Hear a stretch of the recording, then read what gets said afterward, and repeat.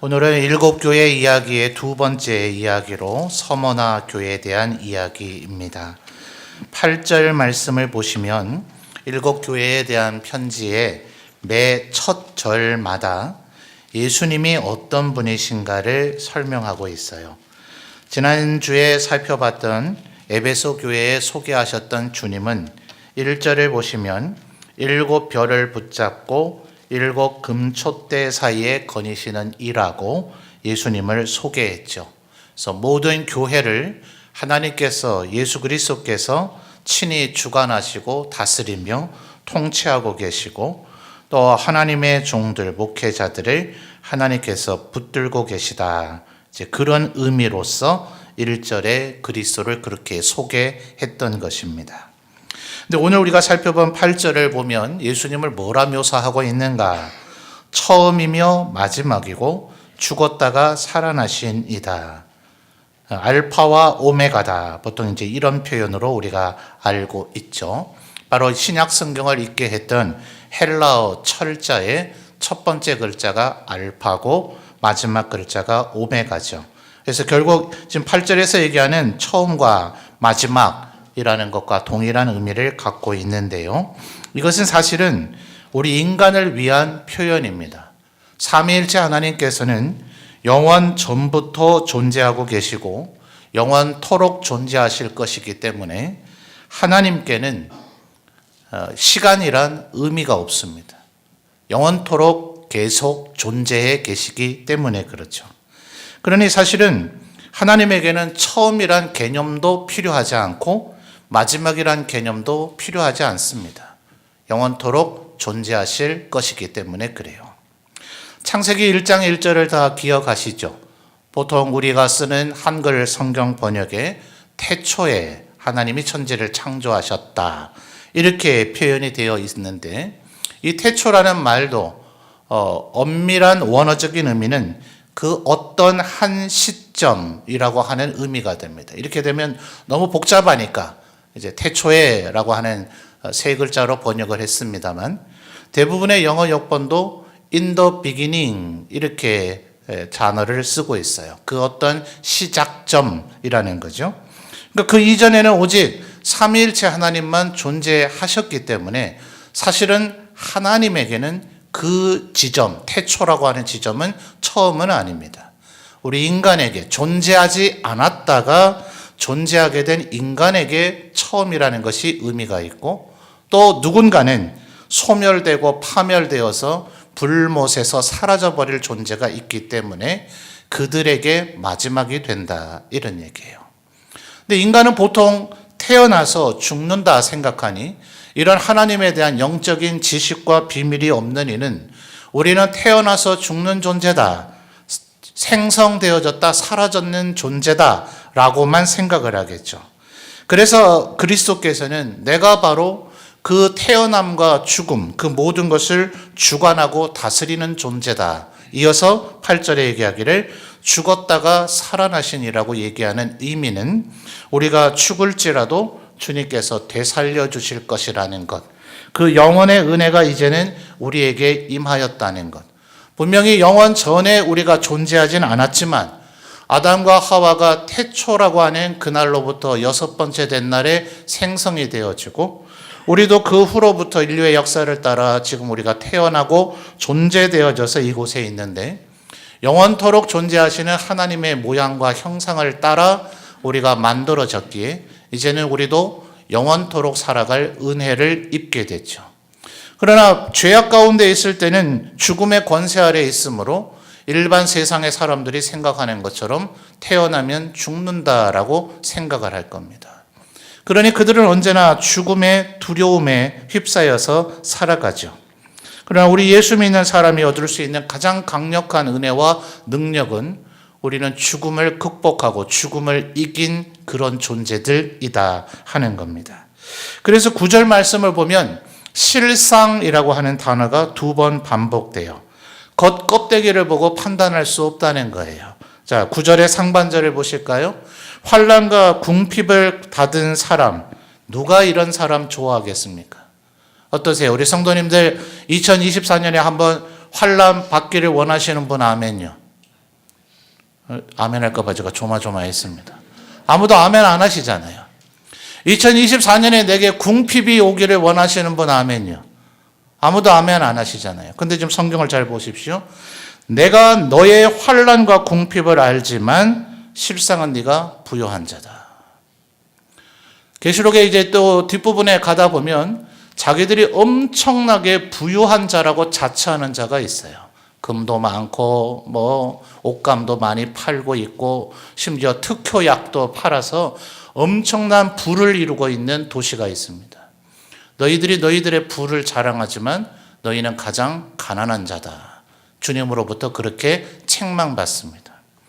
여러분, 우리에게 환난과 궁핍이 있는 건 누구도 원하지 않을 거예요. 그런데 그것이 예수 그리스도로 말미암아 만약 받게 되는 환난이라면, 주님의 말씀대로 살아가다가 또 주님의 영광을 위해서 살아가다가 얻게 된 궁핍이라면 그것이 진정한 부유함이라고 주님은 이야기하고 계시는 거예요. 왜냐하면 이 세상의 삶이 우리의 삶의 끝이 아니기 때문에 그렇습니다. 주님은 말씀하시기를 최후 심판의 날, 그날이 되면, 내가 너희에게 다시 오는 그날이 되면 내가 너희의 눈물을 닦아줄 것이다.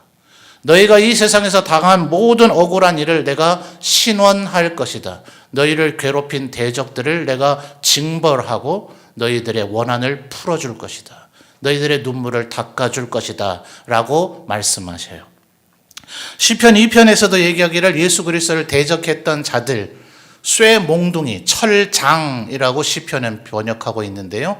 쇠몽둥이로, 우리들이 가장 익숙하게 알고 있는 건 여러분 곧 예전에 사용하셨던 혹시 요강 있는 거 기억하시는지 모르겠어요. 질그릇이죠.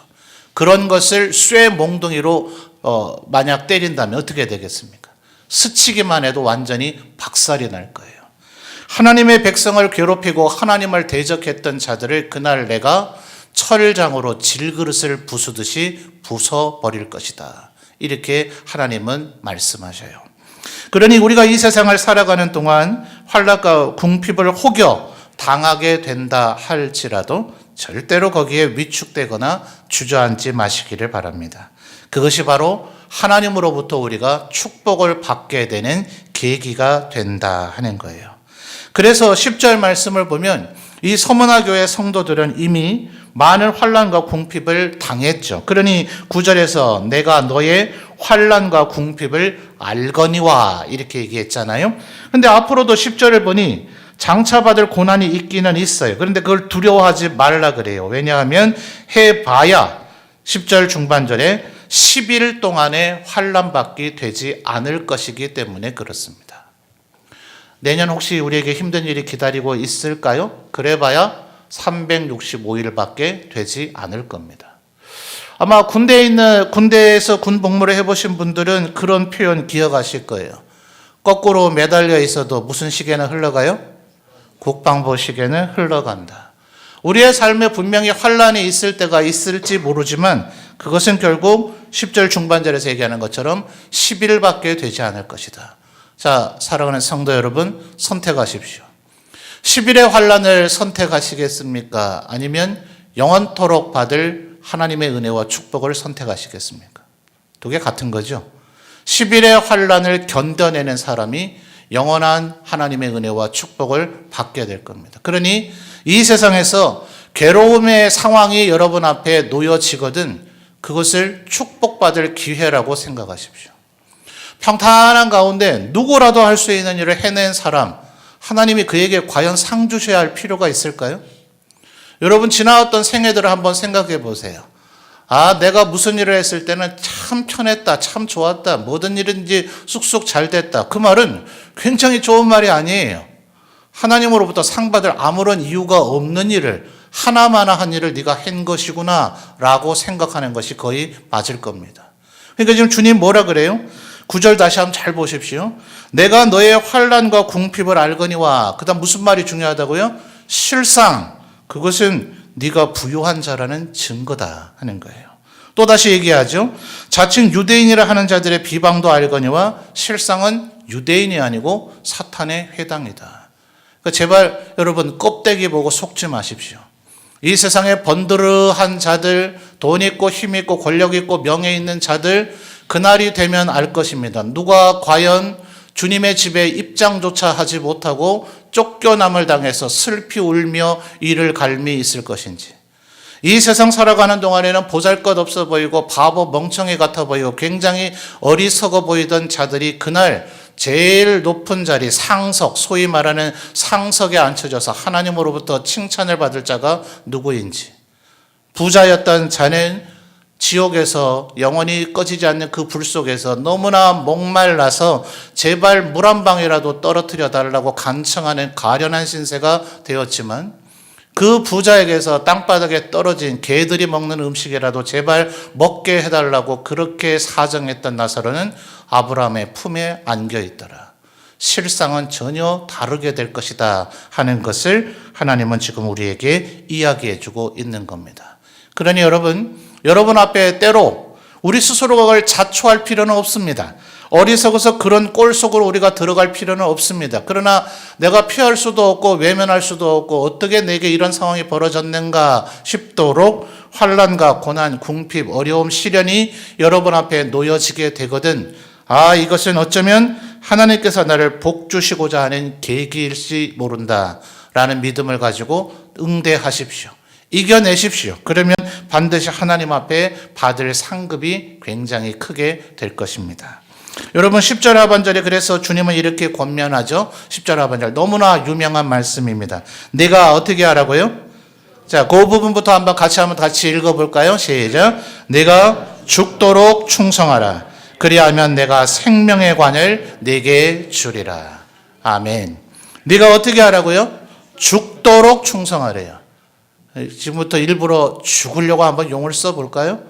그런 의미는 아닙니다. 죽도록 충성하라는 이 말의 원문의 의미는 죽을 때까지 충성하라는 의미입니다. 몇 년 전에 우리 문경의 점천에 우리 같은 시찰에 우리 교단에 속해 있던 교회인 점천 서문교회 김권선 목사님께서 소천하셨어요. 제가 부임한 지 얼마 안 됐을 때 이미 위암 수술을 하셨었고, 그 뒤에 그럭저럭 건강이 괜찮긴 하셨지만 몇 년 전부터 급격히 다시 건강이 안 좋아지셨고, 아마 마지막 한두 해 정도는 정상적인 목회가 잘 되지 않은 가운데 끝내 코로나 한참 심하던 그 시기 가운데에 투병을 하시다가 결국 소천을 하시게 됐습니다. 그러니 아마 사모님도 또 자녀들도 몹시 애통하고 비통했던 것 같아요. 저보다는 한 5살 정도 연장자이시고 또 신대원도 선배님이셨는데, 우리 시찰과 또 다른 시찰 쪽에 우리 노회에 동기 목사님들이 몇 분이 계셔서 사모님으로부터 부탁이 되어져서 그 목사님들이 일종의 장례위원회가 되어졌습니다. 그래서 사모님과 그 목사님들이 이제 장례 순서를 어떻게 정할까를 하는 가운데 제게 이제 입관 예배 설교가 부탁이 되어졌어요. 저는 사실 우리 교회에 온 지 그래도 제법 세월이 흘렀지만 우리 시찰에 아주 오랜 세월 전부터 이 교회, 지역의 교회들을 섬기고 있는 목사님들에 비하면 아직 초보자를 면하지 못한 세월밖에 되지를 않습니다. 저보다 훨씬 더 오래전부터 그 목사님을 알고 계셨던 목사님들도 많이 계셨고, 또 동기, 또 심지어 연장자들도 많이 계신데, 제게 설교를 부탁하는 것 자체가 부담스러운지라 몇 번 사양을 했지만 사모님께서 끝내 제가 말씀을 전해주기를 원한다라고 하셔서 울면서 말씀을 전했던 기억이 있습니다. 저는 이 10절 하반절의 말씀을 전했습니다. 내가 죽도록 충성하라 라고 주님 말씀하셨는데, 지금 김권선 목사님은 이 말씀대로 생애를 마치신 것이다. 무슨 거창하고 위대한 일을 한 것이 아니라 죽을 때까지, 누가 죽을 때까지 그 일을 하고 싶겠습니까? 건강이 좋지 않으면, 상황이 좋지 않으면, 또 내 삶에 괴로움이 있으면 누구라도 무슨 일이든 그만두고 싶지 않겠어요? 어쩌면 어떤 면에서는 차라리 빨리 교회를 사임하고 그 교회를 떠나줘서 새로운 교육자가 오게 만들어주는 것이 그 교회 공동체를 향한 도움의 오히려 지혜로운 방법일지 모르겠죠. 남아있는 성도는 3분이었습니다. 어느 목회자가 그 3명 남아있는 교회에 부임하려고 하겠어요? 김권선 목사님은 죽는 그 마지막 순간까지 그는 충성을 다했습니다. 슬피 오열하고 있는 사모님과 자녀들에게 말했습니다. 이 말씀을 기억하시라.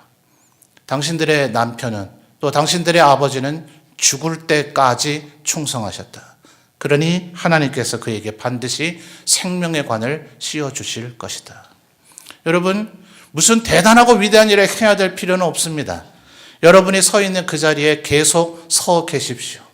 때로는 우리가 하나님의 은혜가 있으면 우리가 어마어마한 일을 할 수도 있을 것이고, 때로는 내가 지금 이 자리에 왜 있나 싶을 정도로 아무 일도 하지 못하는 무기력함에 빠질 수도 있을 것입니다.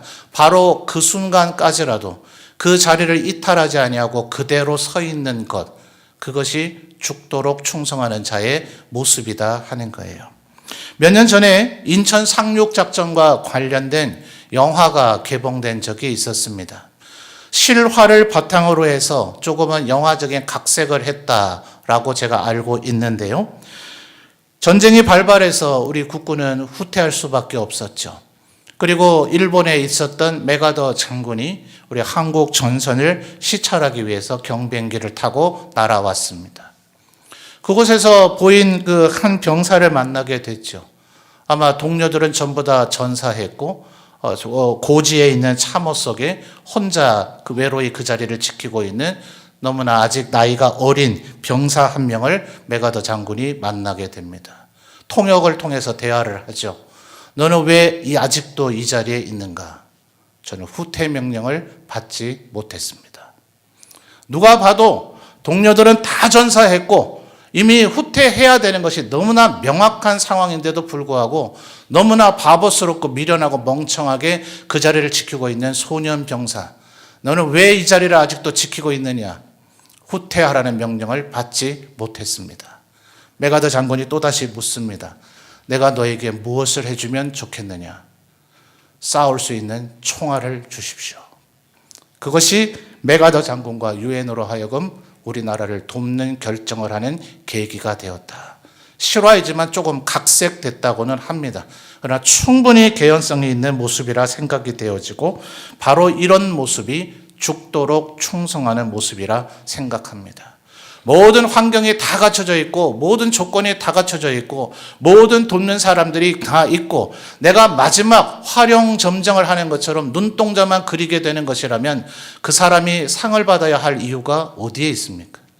그 누구도 그 일을 하고 싶어 하지 아니하고 이 일을 한다는 것은 너무도 힘들고 어려운 길이고 때로는 구절에서 얘기하는 것처럼 환난과 궁핍이 그 결과로 우리에게 주어지지밖에 않을 수밖에 없는 그런 현실이라 할지라도 이것은 10일이면 끝난다. 그리고 내가 혹시 죽는다 하더라도 죽었다가 다시 살아나시니 처음이요 마지막이시니가 나를 다시 되살릴 것이라는 그 생명의 능력을 믿는 자는 주님이 내게 후퇴하라고 명하지 않으셨기 때문에 주께서 내게 이 일을 맡겨주셨기 때문에 그래서 끝까지 그 일을 감당해야 되는 거죠. 어제 우리 시찰에 성저교회라고 하는 곳에 최춘수 목사님이라는 분이 위임을 하셔서 그 위임 예배에 가서 설교를 하게 됐습니다. 예배당이 참 많이 작았습니다. 예배당 규모에 비해서는 강대상이 너무나 두껍고 커서 뒤에 있는 강대상 의자에 앉아 있으니 회중석이 보이지도 않을 뿐만 아니라 마치 감옥에 갇혀 있는 것 같은 느낌이 들 정도였습니다. 그러면서 설교를 하기 전에 잠시 제 마음속에 이런 생각이 스쳐 지나갔습니다. 개성인이 너 만약 이 교회를 섬기라고 한다면 너 순종하겠는가? 저는 작은 교회 목사님들에게 언제나 열등감이 있습니다. 제 아버지가 그런 목회자의 삶을 살았기 때문에 저는 그게 몹시 싫어서 하나님 이 세상에 그 어떤 일을 할 일이 없다 할지라도 저는 목회자는 하지 않겠습니다라고 말했던 청소년기가 있었기 때문에 그렇습니다. 그런 저를 어떻게 하나님께서 지금 이 자리에 목회자가 되게 하셨는지 저도 잘 모르겠습니다. 그런데 우리 교회는 얼마나 좋은 교회입니까? 좋은 예배당, 그리고 좋은 성도들, 구름대와 같이 충성스러운 교인들이 많이 있는 이 교회, 평탄하고 언제나 환난과 어려움이 없고 순전한 가운데 하나님의 은혜 가운데 깃들여져 있는 이 교회, 우리 점천교회를 내가 아무리 섬긴들 나는 무슨 충성이 되겠는가? 내가 무슨 상급 받을 일이 있겠는가? 정말 상급을 받을 이들은 무너져가는 교회를 지키고 있는 저 목사님들이 아닐까. 어제도 그런 생각을 하게 되었습니다. 일부러 죽음을 자초할 필요는 없습니다. 괜히 또 내일 전부 작은 교회로 교회 옮겨가고 그러실 필요는 없습니다. 우리가 할 수 있는 최선의 위치에서 하나님이 내게 맡겨주신 그 자리에서 끝까지 죽을 때까지 그 자리에 우직하게 서 있는 것. 여러분 너무 조급해하지 마십시오. 우리들 가운데 순서 없이 언젠가 주님이 우리를 불러 가실 겁니다. 그날이 될 때까지 우리는 이 자리에서 충성을 다하다 보면 11절 하반절에 뭐라 얘기합니까? 둘째 사망의 해를 받지 아니하리라. 다시는 영원토록 그에게 죽음이 왕노릇하지 못하리라. 그에게는 영원한 생명이 주어지리라. 하나님의 권세와 능력과 영광이 그에게 언제나 함께하리라. 주님께서 죽도록 충성할 자들에게 주시는 축복의 약속의 말씀입니다. 이 말씀 마음에 새기고 우리가 할 수 있는 역할, 우리가 서 있을 수 있는 자리에서 끝까지 뚝심 있게 서 계셔서 죽도록 충성하는 자들이 되시기를 주님의 이름으로 축원합니다.